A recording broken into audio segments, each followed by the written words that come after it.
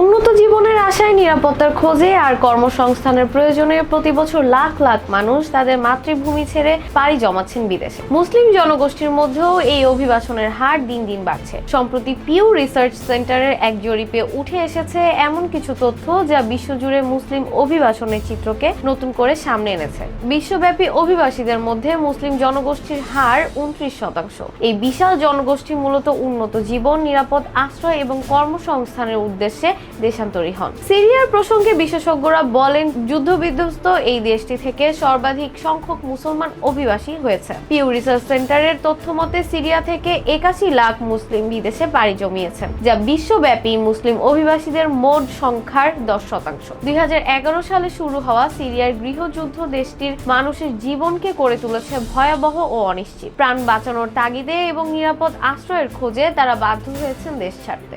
এই অভিবাসীদের প্রধান গন্তব্য হয়েছে পাশের দেশ তুরস্ক, যেখানে 39 লাখ সিরিয়া মুসলমান আশ্রয় নিয়েছেন। এছাড়া লেবানন, জর্ডান, ইউরোপের বিভিন্ন দেশ এবং যুক্তরাষ্ট্রেও সিরিয়ার মানুষদের উল্লেখযোগ্য উপস্থিতি রয়েছে। সিরিয়ার পর বিদেশে অভিবাসনের ক্ষেত্রে দ্বিতীয় অবস্থানে রয়েছে ভারত।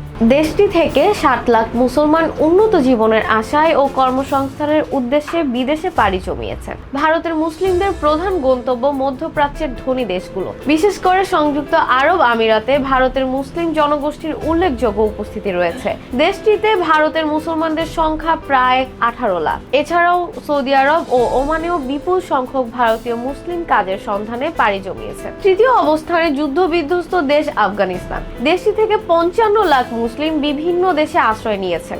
যুগ যুগ ধরে রাজনৈতিক অস্থিরতা, গৃহযুদ্ধ, সোভিয়েত আগ্রাসন এবং মার্কিন যুক্তরাষ্ট্রের দীর্ঘস্থায়ী দখল প্রচেষ্টার কারণে আফগান জনগণকে দেশ ছাড়তে হয়েছে। আফগান অভিবাসীদের প্রধান গন্তব্য ইরান, যেখানে 27 লাখ আফগান মুসলমান আশ্রয় নিয়েছেন। এছাড়াও পাকিস্তানে প্রায় 16 লাখ আফগান নাগরিক আশ্রয় নিয়েছেন। বাংলাদেশের অবস্থান এই তালিকায় পঞ্চম। দেশটি থেকে প্রায় 52 লাখ মুসলিম উন্নত জীবনের আশায় ও কাজের সন্ধানে বিদেশে গিয়েছেন। প্রধানত সৌদি আরবে 12 লাখের বেশি বাংলাদেশি মুসলমান বসবাস করেন। পাকিস্তান থেকে 53 লাখ মুসলিম বিদেশে গিয়েছেন।